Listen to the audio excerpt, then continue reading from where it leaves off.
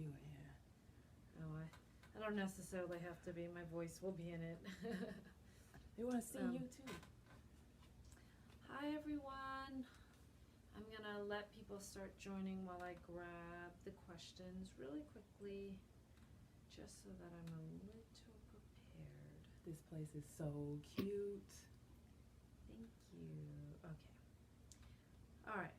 So, it is 7:02. Hi, everyone on Periscope. And then those who will watch this later, thank you for tuning in to our first interview of 2019. And so you are our first interview of 2019. I'm honored. Yes. We took a big break because both Dee and I were out of town for a little bit. So you get the first place. Periscope. I love being first. Yay! And the last.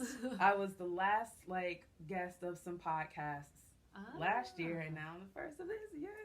See, it all comes around. So before we begin, I want to kind of remind our viewers of a few things. Please, if you have questions, write them down because we will do questions at the end. And no, we will not show you our feet, so please stop. Unless you're going to pay for a pedicure, don't ask to see my feet. Yeah.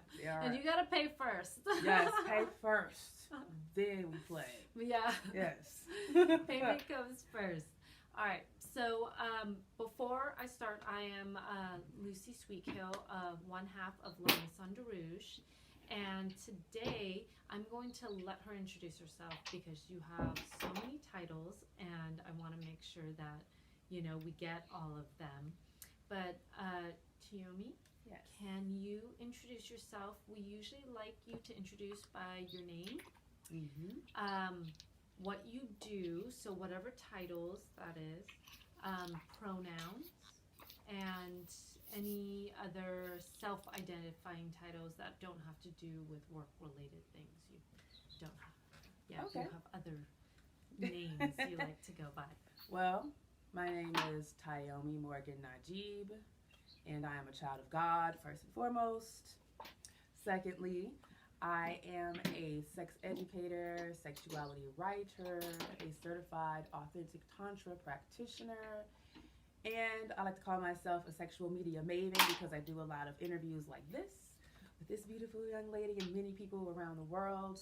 And I also write sexual content for a few different platforms, including my blog site, glamorerotica101.com. And I've been doing this work for 7 years. My pronouns are she, her, and I identify as a pansexual because I just love everybody. and non-monogamous, which I am proud to represent as well. And I'm a kinkster, a proud kinkster. I like to say I'm finally out. I'm finally out and open with my my kinky side. So yeah, that's a little overview of me. Great. So let's begin because we were actually, before we went live, we were actually having this conversation about how you got to where you got.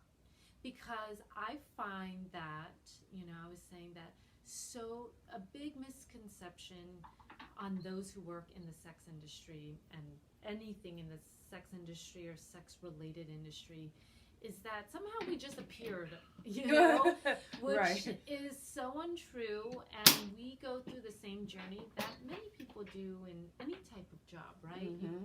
Trial and error. A lot of trial and error. Yeah, and so how did you get to the place of, because really writing about sex, talking about sex, how did you get to that place? Well, it was a journey, really. I mean, a lot of the people who have heard me speak on different shows and stuff, they've heard me talk about how my father inspired me to be a writer. Well, I was already a writer, but he inspired me to really use my writing for something that was my own, and I chose sexuality as a topic. But before then, it's like I was already trying to find my way, like in the sex space, because I had already had like such a heavy interest in sex. I had been studying sex in high school because I wanted to be a doctor. So I was studying anatomy and medicine and planning to either do one of three things: be a doctor, be a music producer, or be a fashion designer. So I ruled out the doctor, I ruled out music production, and I decided to go with fashion, and I moved to New York City for college. And when I moved to New York City, that's when I lost my virginity, or I should say entered into sexual activity. I hate the whole term lost virginity. It's like it was never something to be had. Yeah. Or had, yeah. So I entered into sexual activity. I love that term. I entered into sexual activity, and I will use that next time. Because in high school, I just, I really wasn't open like that, and I had this whole stigma around don't get pregnant. Like so many of my cousins were like young mothers, and my mom was like, if you want your freedom, don't get pregnant. So sex in high school was not my thing. But moving to New York, they scared it. They did. They scared the shit out of me, and I was a good girl. I was like a church girl and all this. And so it wasn't until I moved to New York where I was able to really like open up and start like seeing different things, because I was very reserved. I would always ask my mother to like watch documentaries and stuff on the Discovery Channel about sex.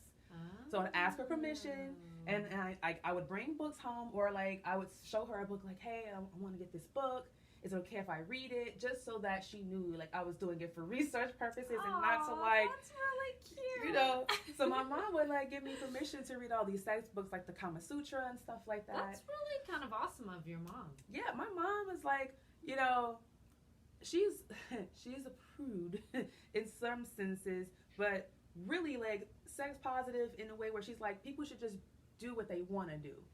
So for her own personal life, she's kind of like really reserved and everything. Yeah. But she doesn't judge other people or how they choose to like express themselves. And so when it came to me and my body, and I'm like, I have a twin sister too. So like when it came to us and our bodies, like my mom always made sure that we were well informed and that we knew all this kind of stuff. So it was no issue studying sex. But it wasn't until like I moved to New York where I could really like explore and open myself up. Plus I had started interacting with people sexually, and so they kind of just like opened up a whole new world for me. And then people would ask me things like, online, like about my stature. Are you a dom? Oh, I want you to kick me in the balls and stuff like that, because I used to do like sugar daddy dating. Yeah. So that was something I got into, and I was like really comfortable with that. Yeah. And most of it really was like internet interactions. Like I never even met the people, but we had these exchanges. So that was like my first kind of like dive into sex work. Yeah. So a lot of guys would ask me, to kick them in the balls or humiliate them or cuck them and stuff like that, just because they assumed, because of my stature and everything, that I was a dom, and I had no idea what they were talking about. And so I had to do some research, but it really scared me at the time. Wow. This was like 2008, 2009. So around that time, I was just like finding my way, because I like dropped out of school and stuff, and I was like, I'll figure it out. And so the kink stuff, I was like, I'm not ready yet. And literally it wasn't until like maybe almost 10 years later that I decided to explore it, because beyond my own fear, like it was other people's fear that I was taking on too. Like I would ask like my mom or my sister or somebody close to me like what they thought about this like kinky thing, and I'd be like, oh my god, what is that? Oh, that looks so scary. And so I would feel like so much apprehension about like their judgments of me if I were to enter into like dynamics like that. But over time, with just learning more about sexuality and like my rights as a sexual being, I let all that go, because I'm like, another person's opinion isn't going to change how I feel about what I want to do, because I literally had such an attraction to this stuff, the leather, the latex, the apparent pleasure that a person is getting from pain, whether they're in bondage or they're being flogged or spanked or something. All that was very intriguing to me. And so I wanted to explore it without fear, and I had to get a coach. So this whole journey, like, it's literally been step by step. I've been learning things as I've gone along. I didn't go to school and get a formalized degree in like human sexuality or anything like that. I've basically been living it and then taking classes from other people, taking courses from other colleagues, getting coaching. Teachers have teachers too. Yeah, so definitely. It's been a journey. It wasn't just like one day I woke up and said, I want to be a sex educator. It was like, no, I want to be a model. I want to be a dancer. I want to be a lawyer. I wanted to be all these things before I ended up doing exactly what I'm doing right now, which essentially is being a writer and a content creator, because that's really the premise of most of what I do. And then public speaking. I think as like a writer, when you write about a subject, you have to have lived it. Yeah, you have to have lived it. You end up getting exposed to it so much, Mm-hmm. And then so your father kind of pushing you to use your talents as a writer, was he expecting you to write about sex? He didn't have any expectations. He just wanted to see me use this natural gift that I have, because when I did leave school, the first thing I thought to do was write. And so I became a freelance writer, and I started writing, like doing music reviews and interviewing celebrities and like doing write-ups on live shows and stuff. So he saw me like using it, but kind of being touch and go. Yeah. And so literally he had like my modeling career was going pretty well. Like, I was doing figure modeling for schools and private art groups, and I had got cast on America's Next Top Model, which was like a really big deal for me at the time. So my career was like in an upswing, but then he was just like, no. He's like he's prophetic, not kind of, he is prophetic. Yeah. He's like, if you use your writing, you'll get everything you want. Even the modeling and the TV and stuff, and you'll get all of that, I swear, if you just use your writing. And imagine like everything going right in your life at the time, and you're like, writing. So I put it in the back of my head, but then literally right after that, stuff started to kind of change. And I was like, all right, let me take him serious. And so even now, he checks up on my work and stuff. If he sees that I haven't been on my blog in a long time, he'll be like, what's going on? Why haven't you written anything in a while? I noticed you haven't written anything. Does he read it though? Yeah, he reads it. One thing my dad has been encouraging me to do is to focus on the geriatric community. He's like, listen. I think that is amazing. He said, did you know that STDs run rampant in nursing homes? That the geriatric community are experiencing STDs at a higher rate now? He said, I bet you didn't think I knew that. I'm like, oh, look at you keeping up with statistics. So he's like, don't forget the geriatric community, because they need sex ed too, because they're having sex. He said, thank Viagra for that. And I'm like, yeah. So he keeps up with what I do, and he always gives me ideas. And he tells me all the time, you are a light to this world, and what you are doing is so important. Keep doing it and keep going. Like my dad can feel me. If he feels I'm in a slump, he'll call me. Like I was in LA in December, and he just like called me out the blue. And he's like, what's going on? How are you feeling? Because I feel you. I feel like you need a pep talk. And he just let me know like how much the work that I'm doing is so important in his world, and like I gotta keep going. Do you think having such supportive parents that were, even if, you said your mom's a little more reserved when it comes to herself, but she's very open-minded. Like, even with that, they seem to be super sex positive. Mm-hmm. Like, do you think that's something that really has pushed you to, like, explore this more? Absolutely. I mean, my parents don't know the full extent of all the things that I do and I explore, because I keep that part of myself really private. But having support of my family that understands the premise of what I'm doing. Yes, sex is the overall thing that I'm using to push my agenda. And the main thing that I'm doing is pushing love. Yeah. I want people to love themselves and love each other and be able to use sex as a way to do that, because sex is really just a vehicle. Yeah. And to help people have just good, prosperous, juicy, pleasurable lives overall, and helping people heal their perceptions of their sexuality so that they can live fully, because so many of us are carrying hang-ups and stigmas and traumas within our sexual awareness and our sexual experiences, and we hold on to that stuff in our bodies, and so it causes a disconnect between us and our partners and just life in general.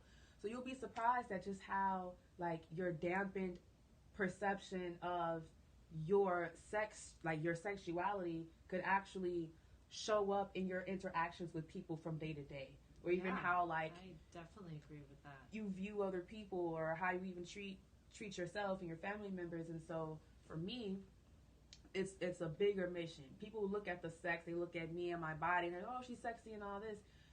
And to me, I say it doesn't matter how you found me, whether you found like a sexy nude picture of me online, or something sexy that I wrote or tweeted or whatever. The main thing is that the reason why you're drawn to me is because what you're seeking is love, and we all are seeking that. Yeah. And so when you come into my space and when you read my work, when you consume my work, that's what you're going to feel.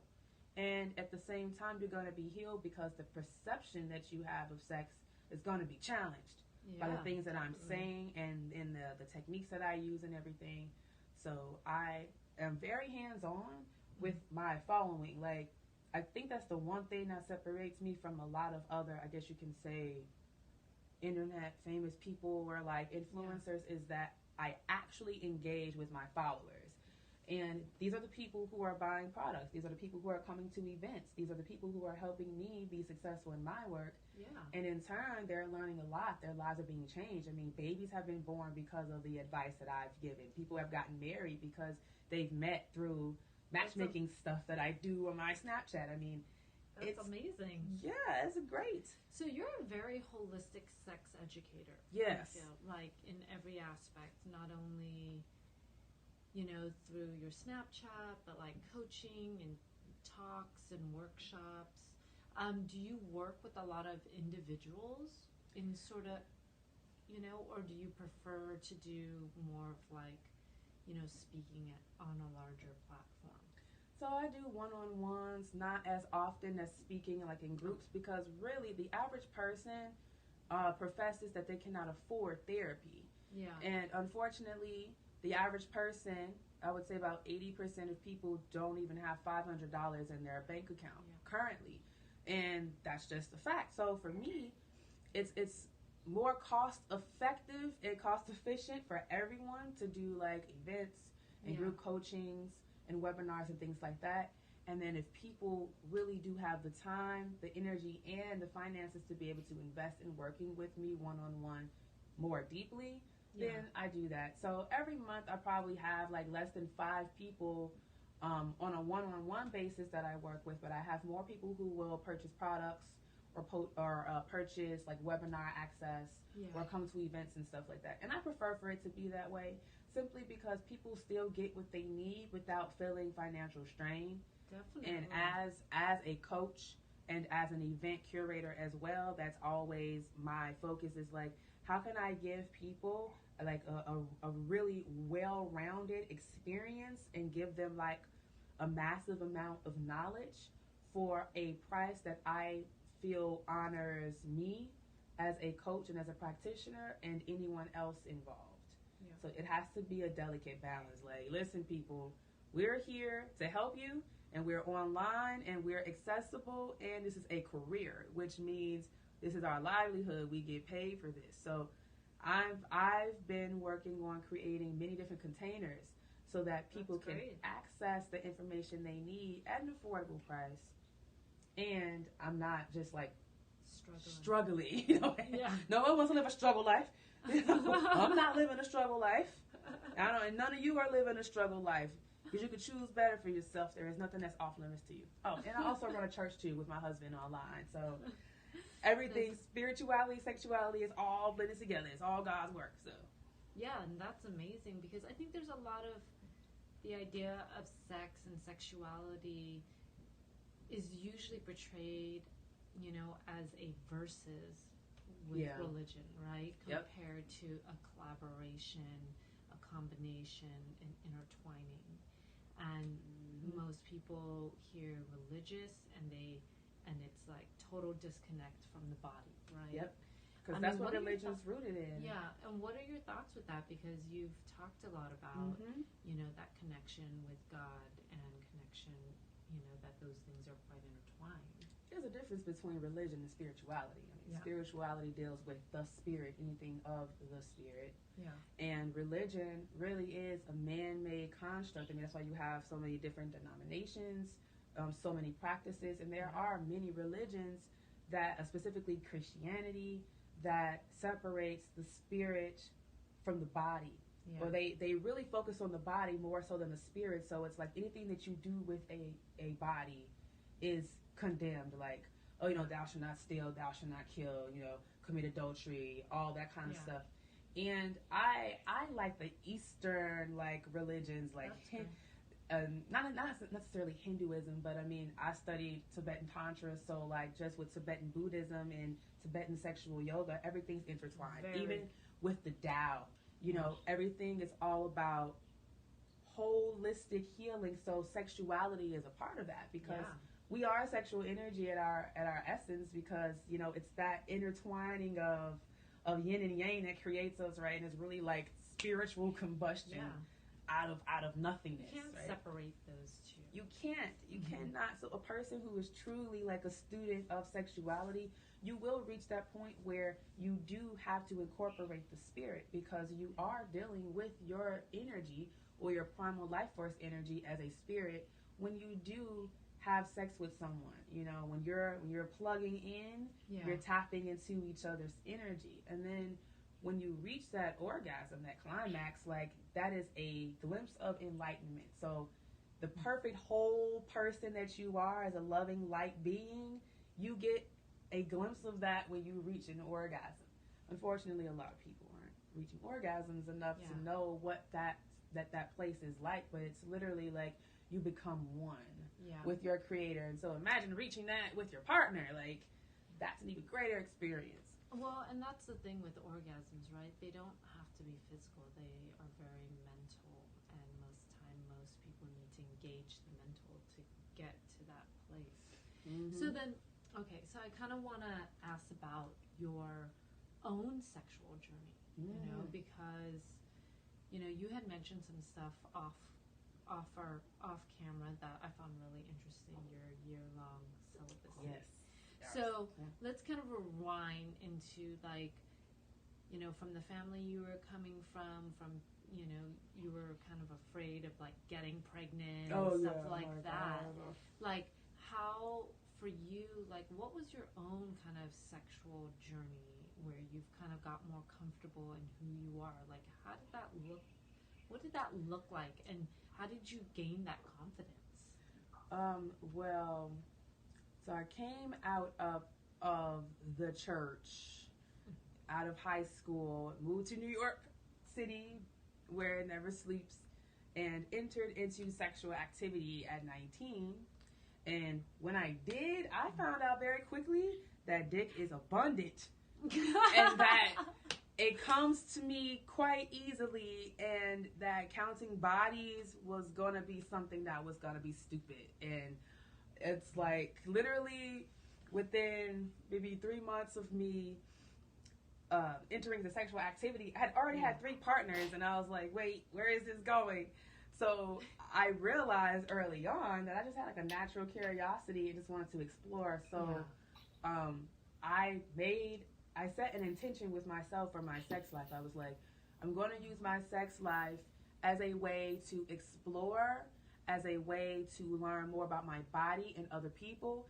And what I saw growing up also was sex typically being the determining factor of whether you got into a relationship or not, or it would end a relationship if it wasn't present, or if it wasn't good, you'd break up. And I told myself, I don't want something as petty as sex to be an issue in my life. I want to be the best at it and know how to please any person, any body, male body, female body. It doesn't matter. I want to learn it all. I want to be the best, right? And so then I just decided to take my 20s and use that time. So I'm 31 now. I used my 20s as just one big experiment. I started my blog at 22. Oh, that's nice. I started my blog at 22. So from like from 19 until it's just really been me experimenting because I was reading all these books and stuff, right, when I was like 16, 17, 18. So now I'm 19 and I'm sexually active, and I'm like, well, let's start putting some of this stuff into play so I can actually see how it works. And I would even have partners who were like my little play buddies. I would just call them up, be like, hey, I read this thing. I want to try it out. What are you doing? Are you free? They'd be like, hell yeah, I'm free. And so we would, just experiment and play around with things. And I'm really grateful for those partners. Yeah. Like, it's so funny. One of my partners is getting married, and we're still like friends to this day. He's like really cool. And he sent me a message on Instagram. He's like, I am partly responsible for your success in this career. So just give me my props. I was like, you got it. You have contributed a lot to my sexual knowledge. I appreciate you. So it's been a journey, a lot of trial and error, a lot of having to work through certain things and through certain insecurities, because I wasn't always as open as I am now. So it really was like, it took steps. And I cannot stress enough how important it is to have like partners in your life who will go on the journey with you to help you like open up and explore, because there are some things you need a partner to actually perfect. Definitely. Like oral sex was one of those things that I was like, ew, no, never would I ever do it. And then I met a partner who helped me see it as like a form of like showing appreciation and gratitude to your partner. And when he reframed it as that instead of like this like nasty freak nasty, like super aggressive, like I'm gonna go, when he put it as that like beautiful expression of appreciation, I was like, wow, oh my God, like I've kind of been missing out. And then I realized, it clicked for me in my mind, like, oh, it's not that I don't like it, I just don't know what I'm doing.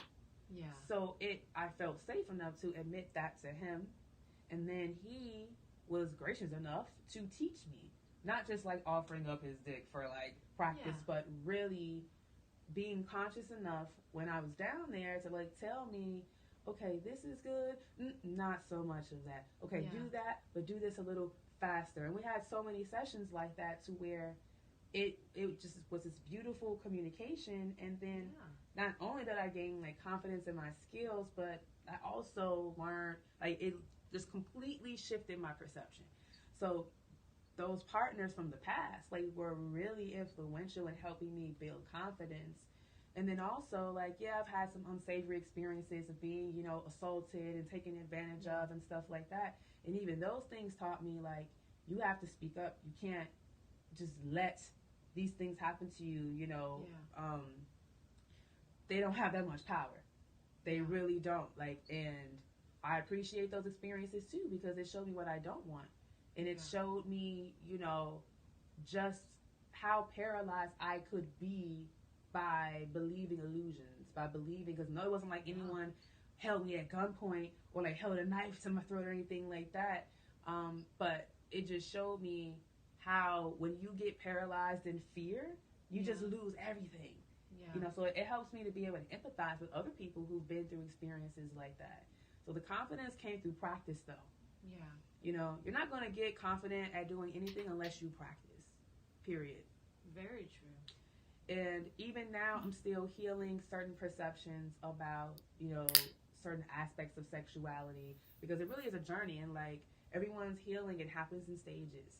So you could get over like this one thing that has been weighing you down so heavily, and it just like opens up a brand new world for you. And then after that, there's still more levels of things that you have to take care of beyond that big hurdle. I definitely agree. I think that's the one thing I always tell people, like, especially with Kink and BDSM, it's a huge journey, and there's so many activities and so many things and so many ways, right? You can do stuff, and people can, and no matter how many years I've been doing it, no matter how many years my friends have been doing it, you always can learn more. And you just have to be open to it, and you have to just be open to communicating. And I think sex falls that same way. Like sex in general, sexuality in general, as we can see, it's so fluid. And we have so many different perspectives on it. Mm-hmm. So, you know, I really like that you said that for the things that were the negative experiences, that you still learned from them, and even though they were negative, you took what you needed from those experiences. I think that's really something big in sex, right? Is like, there are many of us as women who go through a lot of horrible things, and we really have to, you know, we have to overcome those challenges. Yeah. It took a lot for me to look at those situations and then take responsibility. Yeah. And I don't think that's something that I think a lot of people aren't ready to face. Yeah. Is the fact that this is your perception, this is your experience, and if something is happening to you, it's because this is what you've called to yourself. Not necessarily, you didn't call in being disrespected, but that experience, you're in it because this is what you chose. And taking that responsibility is really difficult, especially when you perceive the situation as hurtful or harmful to you. And no one ever wants to say, I did it to myself, you know. And I had to really go back into those situations and really remember the truth that I have the power at all times. And I chose to be paralyzed in fear and to allow something to happen that I didn't want happen. Because the entire time here I am, literally conscious in my mind as it's going on, and I'm allowing it. And I didn't want it, but I chose to be paralyzed in fear and to go through that experience. And that is not an easy thing to admit or even, face. But when you do that, then you take the power out of the person's hands who violated you. And you realize the power was yours the entire time. You just chose to give it to them. Yeah. And it is that awareness and perspective that I think if more people were to work through their traumas that way, they will realize that you're not a victim of the world you see, because it's a world you create. And unfortunately, sometimes we create these experiences that are uncomfortable because we're trying to see the love in it. Yeah. And that's some deep shit to say. When you really get it, you'll get it. And because I've always tried to figure out, why do bad things happen to us? And I've consulted so many different spiritual teachers about it, and they all say the same thing. You brought it to yourself for the purpose of learning a lesson, and that lesson really is love, to see love in all things. Yeah.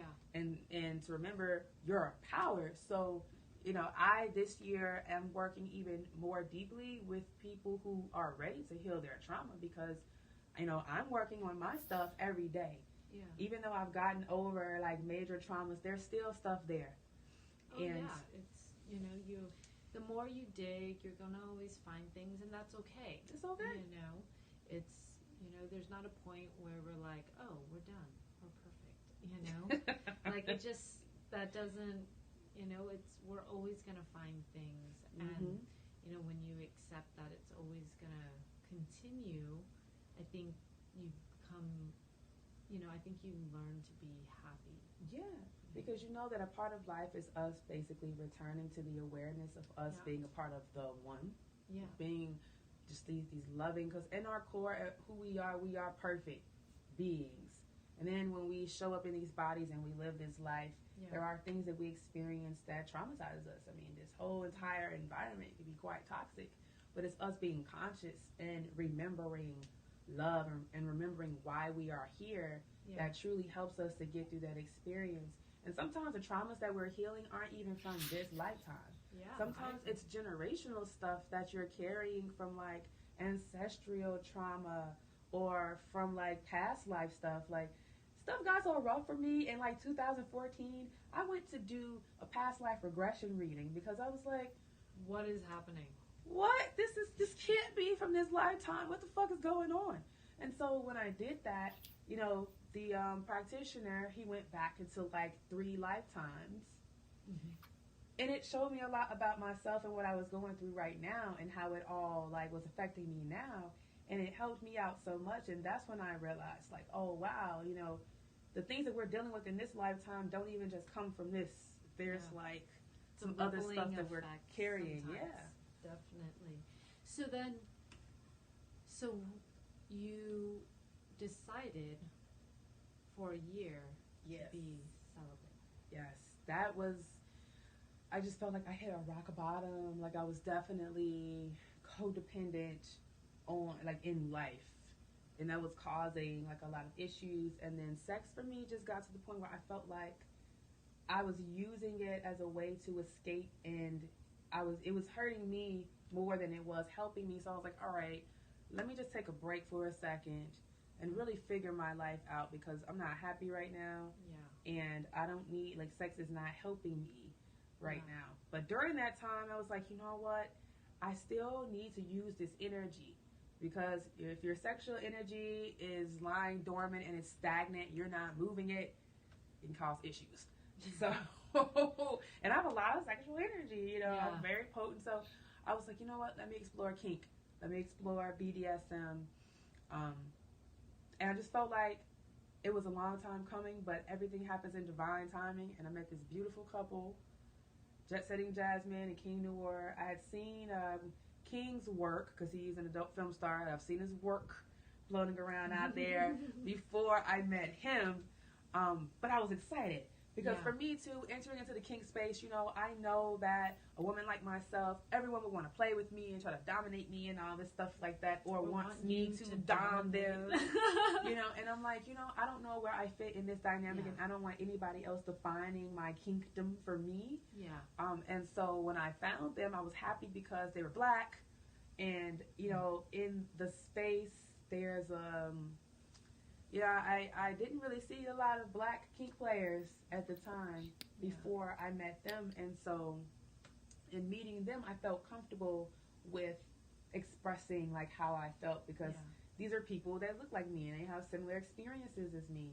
And so in entering kink coaching with them, we did like a barter, and I had to be very public with my following and everything about my journey. And so I kept a live journal on Tumblr, and I also like put stuff out on like on I don't think I put anything on YouTube, more so like Twitter and Instagram. And the very first thing that I had to do was fill out this form. It was like dozens of kinks, and I had to mark it was either a yes, a maybe, or a no. So they wanted to see my hard yeses, my hard no's, the things I may be interested in. And going down the list, I was like, what the fuck is that? What the fuck is that? What? You're sitting there with your Google, you know, like, okay, let me put that one in. Yep. I definitely was like, I was on my computer filling out the form, and on my phone, like, what is pornophilia? Like, you know, which I'm actually into. You know, it was a fun experience just doing that, because I'm like, oh my God. I started asking myself, what the fuck am I getting myself into? Like, I started getting nervous, right? But then I had to tell myself, you're with coaches who are not going to violate you or push you into anything that you don't want to do. And this form isn't an example of that, or else they wouldn't have you going through those steps. Exactly. Like, whatever. You know? Exactly. But this whole form is very like, professional. Is a professional process. It was so professional, which was so comforting to me, because again, when you're on the outside of the industry looking in, everybody on the outside too is like, you know, the blind leading the blind. So like people were just like casting fear into your own mind. And then when you get into it, it's a whole different vibe. It's such a loving, caring, open vibe. I fucking love it. So the very first thing that we did, it was because they gave us assignments. Right? And the first assignment was exploring my fetish for voyeurism. And so basically I had to write out a fantasy of mine, and it was a fantasy that King and Jasmine would act out on film, and I had to shoot it and everything and then name it. So we basically made a sex tape. And without you actually in it, but like... I was in it behind the camera. I was the one, I was the voyeur through the lens. And I was to direct it as well. And so that's really great. I didn't do a lot of directing though, because I felt like I would be interrupting and bringing my essence into this. Like, I felt it was such a sacred scene going on. So my fantasy was I wanted to see Jasmine collared, and she had to give her partner King head, like phenomenal head, and if she did, then she would be returned the favor of like some good ass, like bomb ass sex. So we filmed this in Las Vegas at the Wynn, and we were like high up, so it was a beautiful like view of the city, so that the shades were drawn and everything. And she had never worn a collar before, so she was pissed at me because she's like, God damn it, Tyomi, I don't like collars, but I'm gonna do it anyway. And so he bought the biggest, heaviest, like bulldog chain he could find.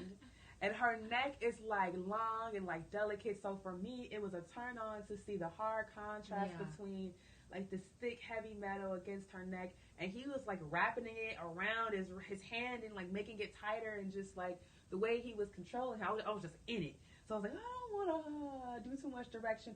I'll just let the scene flow. Yeah. And so it flowed from the couch to the table and then the bed. And the lighting, it was like kind of shadowy. So I ended up calling it Collared in Shadows. And then we actually won a fetish award for that film. So that's awesome. The very first adult film I made, I won an award for. Talk about being perfect. Yeah. That's awesome. So that was the first kink assignment. Yeah. And then the second one, Jasmine got me back. She was like, now you got to get collared. You go to Walmart. And I had to show them all the steps and everything. So the second assignment was I had to go to Walmart and I had to pick up my own collar. And it had to be from the pet section. And it couldn't be something that was all like cute and shit. You know, it had to, and I had to wear it all day, every day for like a week. And then I had to go out of the house and do one like activity outdoors wearing a collar. I enjoy wearing collars now, and I have no shame. But I'm just thinking back to when I first did it, and it must have been very scary. It was. You want to know why? Because it was interesting seeing other people's responses. Men, something in their eyes I didn't like. Like, I kind of almost felt like all the men who looked at me, they knew what it was and like what was going on. And so they would always like kind of move a little closer to me, but not trying to get too close, just to see like what it was. But it seemed like men like were more attracted to it and wanted to see what was going on. And then women were like, they would look at it and then act like they weren't looking at it. And then I would hear them saying things, but they would try to act like they didn't see it, or like they wasn't seeing like what was going on. So women were really like trying to be all sneaky about it. But men, it just seemed like instantly they were just like drawn in, like, oh, that's hot, or because it didn't look like a choker, and it didn't look like one of those cute little, you know how like like a fashion jewelry now is like mimicking the kink fashion stuff. Yeah, no, it was like it was a full on dog collar. So how did that make you feel, seeing men kind of do that towards you? It was interesting because it made me think that many of them are attracted to the idea of like control and submission, but in like a playful way. Because in my mind, I'm thinking they're looking at me and they're seeing this around my neck, and they know I'm owned. And so in a way, even if they weren't into like kink or like the lifestyle, it was interesting to me to see men and then feel their energy shift when seeing it, because it let me know like, oh, more people are kinky than what I actually thought, and more people know what's going on here than what I thought. Interesting. So that was interesting. And then even now when I wear a collar with a leash, and then my husband is like walking me and stuff like that, people's reactions are hilarious. They were like, wow, they wow, like this, whoa, oh, okay, all right, you know. It's like people see it and they don't want to get involved in the play, so they like stay on the very outside of it. say with your exploration that you're more into the submissive side and the bottoming side, or do you think you're kind of switching? I'm a switch, most definitely. Okay. I knew that going into it because, you know, I wouldn't bottom for just anybody. Yeah. You know, I wouldn't be a sub for just anybody. And even in, like, being a top, the way that I dominate is very sensual. I'm not, like, a sadist. I think we all have a sadist side, don't get me wrong. There's some shit that I enjoy. I'm a super sadist, so. Yeah. You know what? I've been running into a lot of super hardcore sadists lately, and I'm like... Ashley's a sadist. Oh, I know. I enjoyed watching that shit. I was cracking up, like, on Instagram, she had a video of her, like, whipping a sub who was, like, tied up, and that shit was hot to me, and I was like, you know, I like being a voyeur of, like, the hard play. But I am not one to enact that much pain on people. I'm more on the pleasure side, so I'm more of a sensual dom than I am, like, the kick your ass, the mean you, spit on you. I will shit on you, though. Really? And that's the thing. I do not mind playing with, like, my bodily fluids. Not blood, though. It's a little too far for me. But that's interesting. Shit and piss. And the only reason, it's like, because I'm fascinated by people's fascination with it. And I am quite obsessed with my poop in general. I've had a long history with, like, constipation. So I've had to, like, me and my colon have been like this for my whole life. Wow. So I have a preoccupation with my asshole and rectum. So anybody else's like interest in just like playing with shit, I'm just like, So you're really fascinated by it. That's like I'm fascinated. It's so interesting. See, this is exactly, you cannot predict what people are into by the other things they're into. It's so crazy. Because, you know, you're talking about like you know, kink stuff is very new to you, but you know, but you're more of like a switch, and that you're into sensual stuff, but then like you like this hard thing. Like most people consider that very hard, edgy, to the point where like there's no video. You can't really find videos like it on like the mainstream porn sites and stuff because they don't let you show shitting. They don't, like it is really it is like like brown showers are on like the black market. Yeah, it's a black market. But see, I'm trying to tap into it. And I don't. And that's the thing is, it is a big. I would say it's a bigger than most people think. I went down a black hole one time. Not on the black web. Jesus. Literally a black hole. Black hole. And it's something that a lot of people don't do. I don't do brown showers. Like I have a weird thing with, like, I don't want anybody near the vicinity when I'm going to the restroom. I don't actually even use the words. I call it emailing. So that's the nickname that a group of friends and I have is I'm going to go send an email? Yeah, I'm going to send an email. That's funny. I got to go send an email. And granted, you know, like, sometimes it gets a little shifty because you actually have to send an email at work or whatever. But it's just like, oh, I'm going to go send some emails. And then you're like, oh, okay. That's hilarious. It's like, it's the one area that, like, you know, I take selfies of myself taking a shit. And I put them on Snapchat, and I remind my following to stay regular. Like, this is a thing I do on the regular because it's so important. I even put up a little chart one time. I was like, do you know what your poop looks like? And it showed like the different types of poop and what it means when it's like clumpy or when it's soft or when it's like soft serve. Like, you know. I don't think anybody thought this is where the conversation was going. Conversations always end up with ass talk or shit. Even jokes, I guarantee you. I watch a lot of stand-up, and the jokes always, in some way, somehow, end up with ass talk or shit. Or cum. If you can get into it, and if you can, like, that would be, it's big business. This is the thing. I want to. Yeah. I want to get into, and I get a lot of requests, especially from, like, Middle Eastern people from, like, the UAE. They're really into it. Yeah, there's a lot of things like sign a waiver and shit, because if you're going to be eating it and all that, I'm not responsible for anything that will happen to you if you decide to eat my shit, you know. And I just got to eat certain things in order for it to, like... Yeah, it's not predictable, too. It's not. So that's the other thing is, like, how are you going to predict that? You can't. I actually have my first, like, full-on... I've only been talking about it, and I've done some, like, virtual things, like showing my poop and stuff like that in the toilet. But I've never done, like, a full-on experience, but I have one coming up in, like, 2 months. So I'm like, I want to film it. Ooh, for those of you out there. If you want to film me shitting on somebody, if you want to see me shitting on somebody, that's happening. In 2 months. That is pretty amazing. Like, out of all the hard stuff, that's like the thing.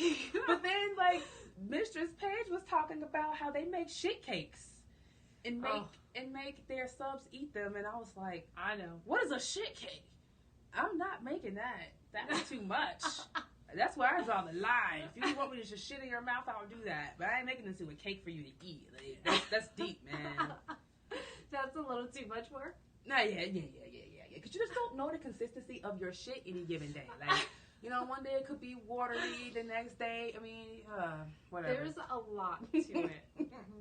That's the thing. So then why did you decide, so celibacy happened because you felt like your relation with sex was turning to something else. I was at rock bottom in, like, my relationship life and just in life in general. It just wasn't. And so did you feel that because I actually do the same thing. I will go through self-imposed celibacy for a few months because it's almost like fasting, right? Oh, yeah, absolutely. Like, it helps recalibrate my sexual energy. Yep. And helps me, like, tune it into something better to what I wanted it, because sometimes I feel like it goes everywhere. You know, when you work in the sex industry, you're always tapping into it, you're always, like, putting it out there, and sometimes that energy just kind of goes askew. And so I'm like, okay, we need to bring it back in, clear it out, and figure out where that needs to go.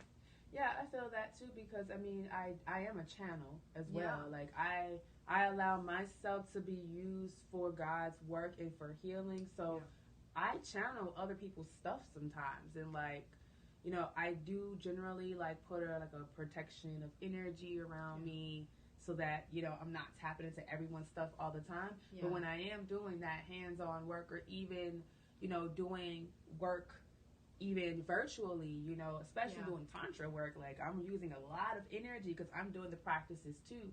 So I understand that, like, taking a break and then, like you said, recalibrating your energy. And that's what I felt like I was doing at the time, because I had picked up so much. Like, I had so many experiences, and I felt like I didn't know whether I was coming or going, or, like, what energy was mine, or, you know, what was something else that I may have picked up from someone else. And so I had to really, like, just take some time to release things that really weren't a part of me and give that back, and figure out, okay, now, who am I? Like, what am I using sex for now? Because at one point, I felt like I was using it to cope with life. I had like a string of deaths in my life that were really hard to deal with, and then just like I didn't know where my career was going. My love life was like the pits. And so just like at one point, I'm just using sex just as like as a cushion, just like as a little like coaxing, you know, comforting mechanism. And it just got to the point where it just wasn't working anymore. And I'm like, there is something else calling out to you to do with this energy. And it worked. I mean, because I got really focused in on what I was truly calling out for through the sex, which was love. And then returning back to my awareness of love. And then actually taking myself seriously, or rather sincerely, when it comes to like romantic relationships, and then really like zeroing in on, okay, what do I want in a life partner? Because at the end of my celibacy came my husband. That's like amazing. That for me, I was like, oh shit, this is what celibacy ended up in for me, because I set that intention for myself. I said, you know, I want I want to be celibate until I meet my husband. Yeah. And I didn't know at the time that he was my husband, but I felt comfortable enough to break my celibacy with him. Yeah. And then we were engaged like a few months later. So it was nice because I literally, like, everything had shifted. Yeah, everything was like amazing. 180 in my life because I stopped playing the victim and I stopped pointing the finger of blame at everyone else and decided to really just like tap in and ask myself the question, like, what part are you playing in this? Yeah, definitely. Which was the whole part. And like I said, during that time, just explore different aspects of my sexuality. I went on my first nudist trip in 2016, which was great. And then I was in kink coaching.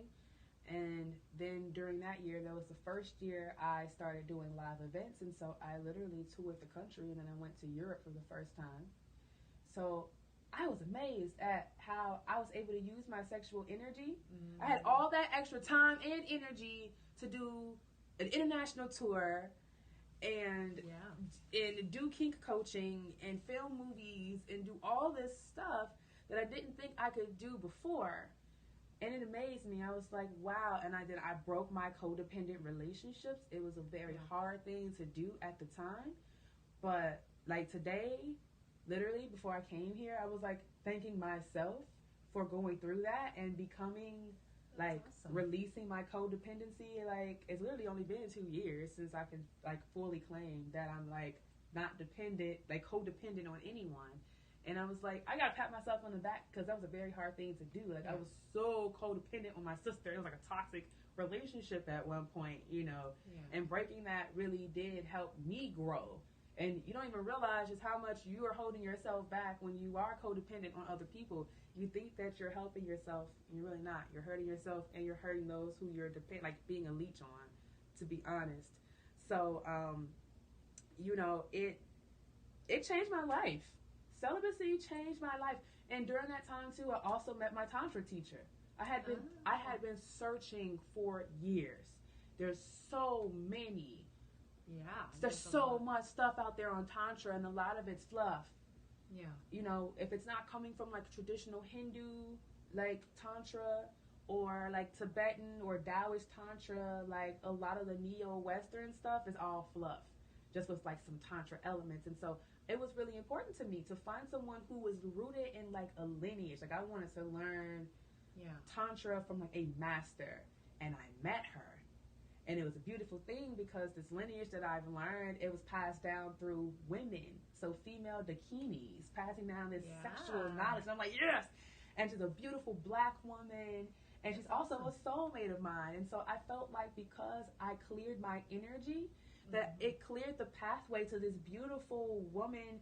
And that was my first time also teaching at a retreat. So I felt like me opening my energy up and like saying, you know what, I'm keeping it for myself. I'm going to be divinely selfish and do what I want to do, which is not share it with anybody. It literally opened everything up, and it led me exactly to where I wanted to be, which is, you know, really connecting the spiritual and the sexual together, and then first using it for myself, and then being able to live that and show other people, and then now teach other people. That's awesome, because I definitely believe in that. I think you need to do that for yourself. You have to clear. You have to. Yeah, and it's funny because people are like, well, you work in the sex industry, and it's like, yes and no. Like, for me, like, BDSM, you know, I've had to take breaks from BDSM, and those are called vacations, you know, from just work. But in your personal life, you don't tend to do that. People are always searching for more sex, and that's great. But then there are moments where you have to ask yourself, you know, are you searching for it for the right reasons and the right ways?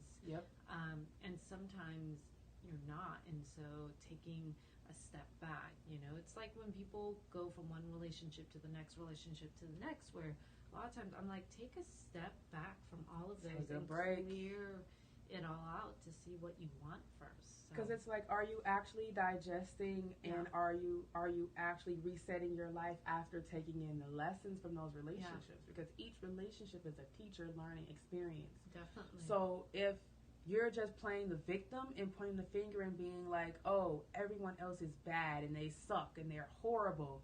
Why can't I find somebody great? It's like, well, because you haven't yet applied the lessons from those other relationships, and you're just continuing to repeat the lesson because you're not getting it. So if you take a break and you actually become reflective over all of your experiences, you can derive those lessons out of those past relationships. I definitely agree. So, just because we're kind of at our point, I want you to let people know, like, some of the next, like, events and things you'll be doing. So events, how people can contact you, how they can follow you, all the stuff that's coming up for that in the next little bit. Yes. Oh my gosh, I have so much stuff coming up. I actually I planned and put together an international tour. It's called Cocktails and Condoms. Cool. And it is a sex talk and play series. So I'm going to be featuring sexperts and sex positive people, sex workers from all over the world on a panel. And the audience comes in and you get to submit your questions anonymously. So the panel of sex experts and sex positive people will answer your questions, as many questions as possible. Yeah. So our first hour is like a mingling hour, and the whole premise is you get cocktails until they're exhausted. So I want to get you saucy, which I do most of the time. This is a sold out tour.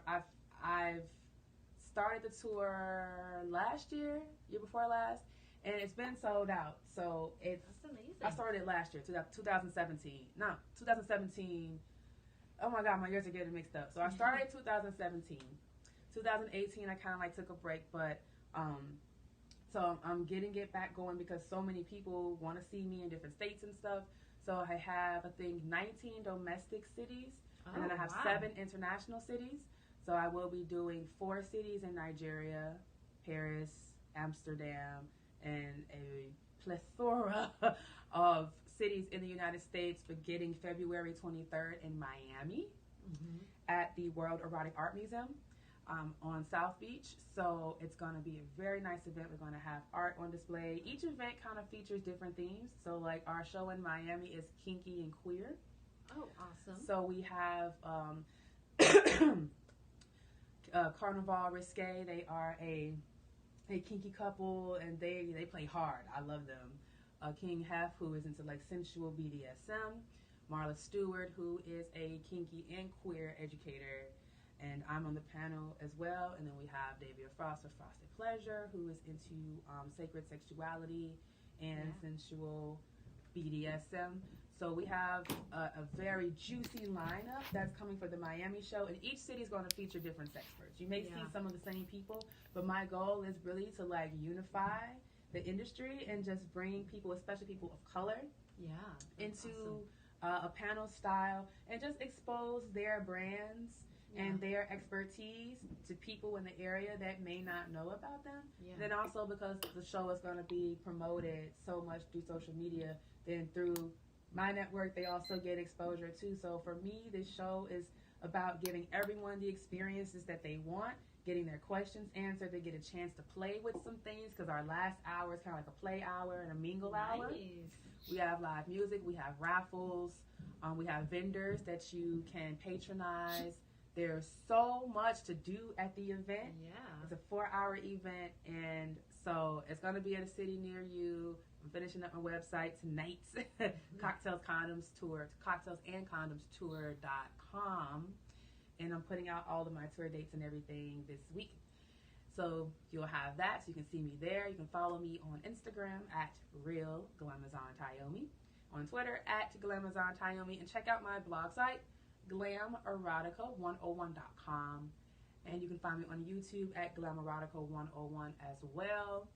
If anything, you can just put my name into Google. You can literally Google Tyomi or Glamazon Tyomi, and all of that will pop up, plus articles that I've written and amazing features on podcasts like this one, and all the other stuff. So if you seek me, ye shall find me. Well, thank you. That was really an awesome conversation. Thank you for having me. I'm really glad that you are our first interview of 2019. Yay, setting the tone Yeah. for 2019. Yeah. And for those of you out there, hopefully you will also on here, I think we have your Twitter handle too, so you can find everything there. Thank you all for joining us, and for those who will be watching this in the future. And we will be continuing next Monday as well with our broadcasts. Have a good night, everyone. Bye. Good night. Bye.